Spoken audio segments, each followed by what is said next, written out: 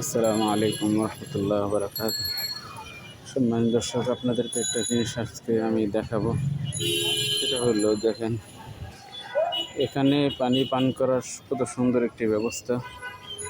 আমার অনেক আশা, অনেক প্ল্যান ছিল যে রাস্তায় অসংখ্য মানুষ চলাচল করে, এই গরমের ভিতরে অনেক মানুষের পানির তৃষ্ণা ধরে, তো অনেকেই পানি টাকা দিয়ে কিনে খাইতে হয়।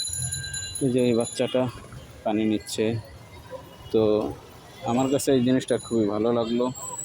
আমার যদি সমর্থ শক্তি হয় তাহলে এরকম আমি ব্যবস্থা করব ইনশাআল্লাহ। এটার দ্বারা কত মানুষ তৃষ্ণা মিটাচ্ছে পানি পানের মাধ্যমে।